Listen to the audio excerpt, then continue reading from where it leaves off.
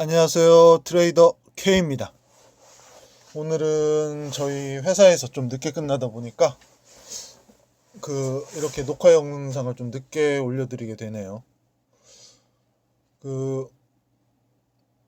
어제 예고해 드렸던 대로 기초 과정에 대해서 처음부터 차근차근하게 초보분들도 이해할 수 있도록 자세하게 기초 강의를 해드리려고 합니다. 그래서 고급 강의랑 기초 강의 이런 식으로 해서 나중에는 전부 다 같이 만날 수 있도록, 즉 기초가 계속 진전되면서 이제 중급까지 가고, 그래서 이제 고급의 시작부터 이제 다시 이해할 수 있도록 이런 식으로 해서 만나도록 투트랙으로 전개해 드릴 테니까, 지금 잘 이해 안 가시는 분들 같은 경우도 기초 강의 쭉 듣다 보면은 나중에는 이해 가실 테니까 편하게 이제 기초 강의를 중심으로 들어주시기 바랍니다. 그리고 어느 정도 동영상을 많이 시청하시고 공부를 많이 하셔서 하신 분들 같은 경우는 지금 내용들이 어느 정도 다 아시는 걸 테니까 2배속으로 들으시면서 빠르게 체크하시고, 혹시라도 자기가 잘 모르는 부분이 있으면은 그런 부분들만 체크해서 좀 자세히 듣고 이런 식으로 하시면은, 어느 정도 실력 쌓으신 분은 이런 식으로 기초 강의를 이용하시면 되겠습니다. 그래서 오늘은 매물대 분석의 아주 기초적인 부분부터 시작을 하겠습니다. 매물대 분석이라고 하는 것들이 어떻게 가능한가라고 하는 아주 시작부터 얘기를 하는데, 일단 주식이라고 하는 것들이 여러 가지로 나뉠 수 있지만은 메이저, 이제 일반적으로는 세력이라고 하죠. 세력주라고 얘기하고 세력이 조정하는 이렇게 얘기를 하는데, 저는 회사 쪽에서 쓰는 말들이 주로 메이저라는 표현을 많이 쓰다 보니까 저는 메이저가 익숙하니까 저는 메이저로 표현을 할게요. 그러니까 쉽게 말해서 흔히 말하는 세력이라고 생각하시면 됩니다. 그래서 메이저 수에 따른 분류가 주식이 될 수가 있는데, 다수 메이저 주식이 있고, 그 다음에 단일 메이저 주식이 있습니다. 근데 정확하게는 단일 소수 메이저 주식이라고 해야 되겠죠? 아래에는 그렇게 했는데 이쪽에는 빠졌네요. 그래서 다수 메이저 주식은 대형주, 우량 중형주 이런 것들이 다수 메이저 주식이고, 단일 소수 메이저 주식은 비우량 중형주, 소형주. 여기서 대형, 중형, 소형은 시가총액을 갖고서 얘기하는 겁니다. 삼성전자, SK 하이닉스 이렇게 시가총액이 큰 것들이 대형주고, 그 다음에 중간 정도의 주식들, 우리가 아는 웬만한 아는 기업들 같은 경우가 이제 중형주가 되겠죠. 그 다음에 이제 코스닥 종목들 중에서 이제 시총 상위들이 우량 중형주에 들어갈 테고, 그 다음에 코스닥 시가총액 중위권들이 이제 비우량 중형주, 소형주 이런 것들이 되겠죠. 하위권이 이제 소형주고. 그래서 일반적으로는 대형주, 우량 중형주 이런 것들이 다수 메이저 주식인데, 다수 메이저 주식이라고 하는 것은 쉽게 말해서 돈 많은 애들이 여럿이란 얘기예요. 그래서 그 여럿이 치고받고 싸우기 때문에 움직임이 어디로 튈지 모르는 거야. 그러니까 나중에 지나고 보면 어느 정도 방향성이 있다는 것은 알지만은, 그것이 구체적으로 여기에서 튈지 저기서 튈지 이런 것에 대해서는 알아맞추기 어려운 부분이죠. 근데 특별한 경우에는 압도적으로 돈을 많이 가진 메이저가 들어와 가지고, 여기서 얘기했던 다수 메이저 주식이 특정한 시기에는 단일 메이저 주식이 될 때가 있습니다. 즉 대형주, 우량 중형주가 압도적 메이저가 컨트롤하면서 단일 메이저 주식이 되는 시기가 있거든요.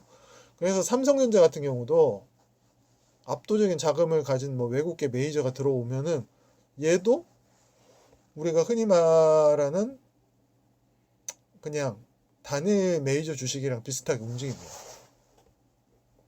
그래서 특별한 시기에는 삼성전자도 작전주가 될 수가 있는 거예요. 그래서 이렇게 분류를 하는 이유는 그에 따른 특징이 있기 때문에 그런 거죠. 그래서 다수 메이저 주식은 다수 메이저들이 서로 지들 수익을 취하기 위해서 다투다 보니까 얘가 이겼다 제가 이겼다 하니까 움직임이 불규칙한 측면이 있다는 거죠.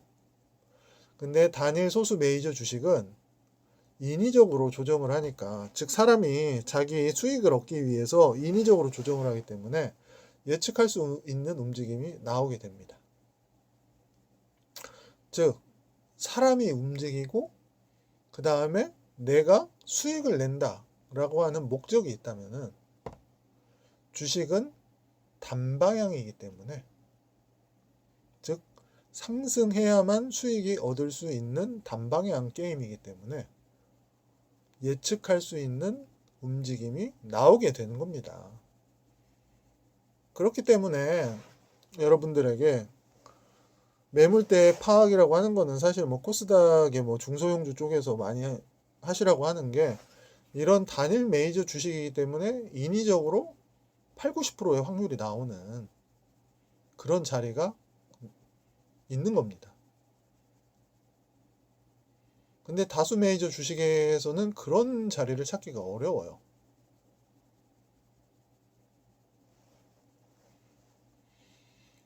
그러니까 뭐 그냥 길게 보면은 뭐 추세가 나오기도 하고 그렇게 되지만은,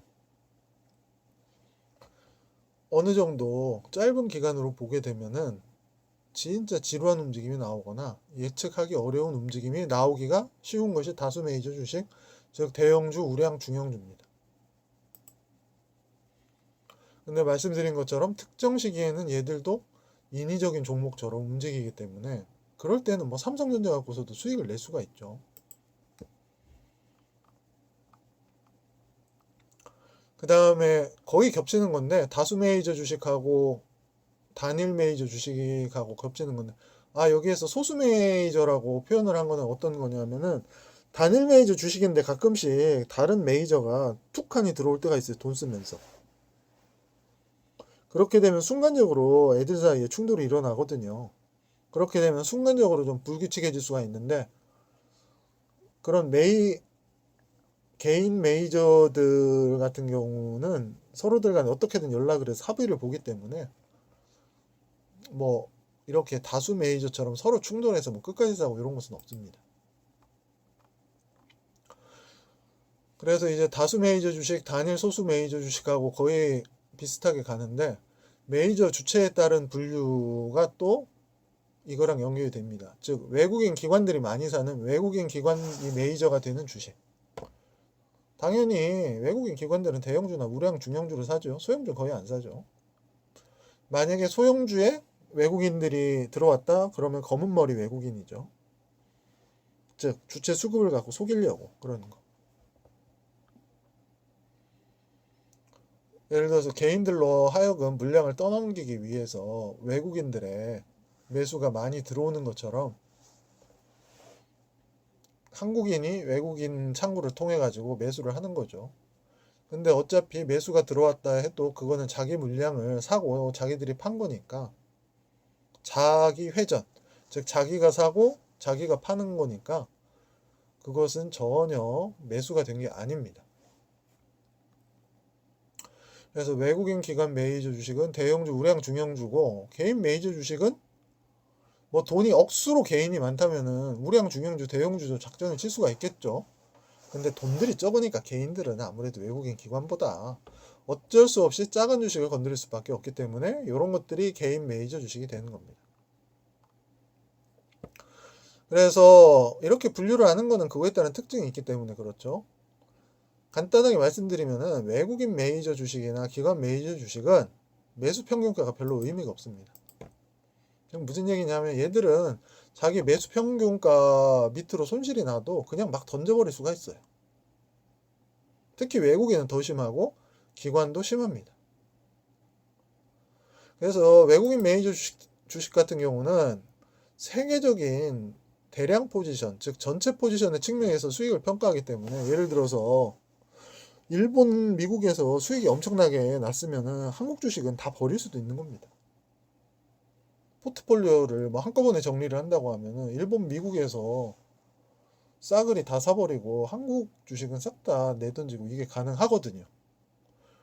이렇게 한 나라도 전체적으로 던져버릴 수 있는 세계적으로 노는 애들이기 때문에 개별 종목은 진짜 아무런 의미가 없죠. 그래서 외국인의 개별 종목의 매수 평균가가 어떻다고 하더라도 그냥 그거랑 관계없이 지들 전체 포지션에서 정리해야 되면은 매수 평균가하고 뭐고 생각 없이 그냥 뭐 매수 물량이 나오기만 하면은 그냥 다 던져버립니다.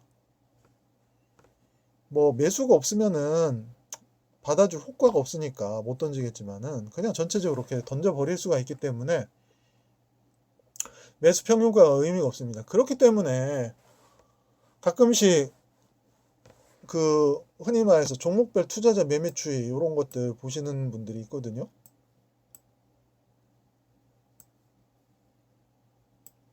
그래서 외국인이 뭐 계속 샀네, 뭐 기관이 뭐 계속 샀네, 뭐 개인들이 팔아가지고 뭐 어떻네, 뭐 이런 식의 것들을 얘기하는 분들이 있는데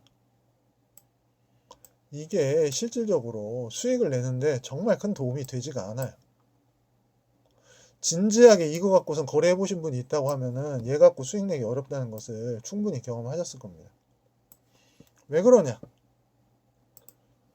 지금 말씀드린 것처럼 얘네들은 대량 포지션이 중요하기 때문에 대량 포지션에서 딴 데서 수익이 많이 나면은 개별 종목은 특히 작은 것들은 그냥 별 생각 없이 다 버리기도 해요.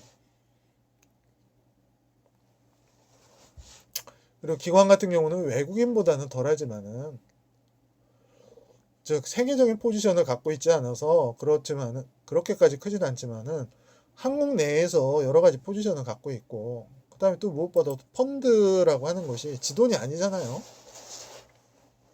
고객들 돈이고 물론 펀드도 수익 나면 좋죠. 펀드 매니저가 인정받고 평가받고 좋죠. 근데 걔들은 목표 기준이 절대로 수익 나고 이게 아니라 시장 수익률보다 플러스 알파 이렇게 되는 겁니다. 예를 들어서 코스닥이 마이너스 10% 빠졌으면은 내가 마이너스 8%면은 시장 수익률보다 플러스 2%니까 실력을 인정받는다고 생각을 해요. 그리고 걔들 사이에는 인정을 받고 요러기 때문에 어떻게든 수익을 내고 싶은 개인들 입장에서는 의미가 없죠. 뭐 시장이 빠지면 걔들은 매수 평균가하고 뭐고 상관없이 그냥 다 던지니까.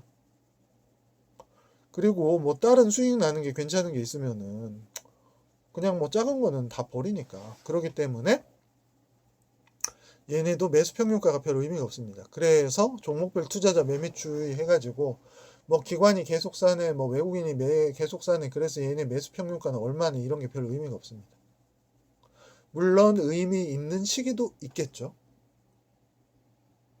왜냐하면은 특히 기관 같은 경우는 정말 기관이 작전을 거는 때도 있으니까 그때는 지들 매수 평균가 계산하면서 그 위로 쳐올리려고 하는 때가 있죠. 근데 그거는 그럴 때 소수의 종목에서만 나타나는 현상이고 전체적으로는 아무런 의미가 없다는 거죠. 근데 개인 메이저 주식은 개인들이 작전 치면은 있는 돈 없는 돈 다 끌어 모으거든요. 뭐 사채도 쓰고 쩐주한테 돈도 빌리고 이렇게 하기 때문에 손실나면 걔들은 뭐 인생 파멸이죠. 잘못하면 뭐 필리핀 가가지고 뭐 도망가가지고 거기서 총 맞고 죽을 수도 있으니까. 그러니까 걔들은 웬만하면 매수 평균가 위로 올리려고 합니다.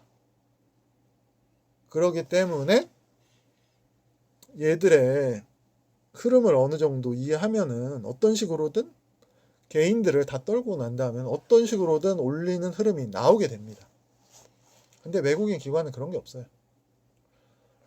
단지 개인 메이저의 경우 주의해야 될 것은 작전이라고 하는 게 솔직히 돈을 갖고 뭐 몇십 명의 사람들이 한꺼번에 모여서 하는 거기 때문에 중간에 배신이 나오기가 너무 쉽거든요.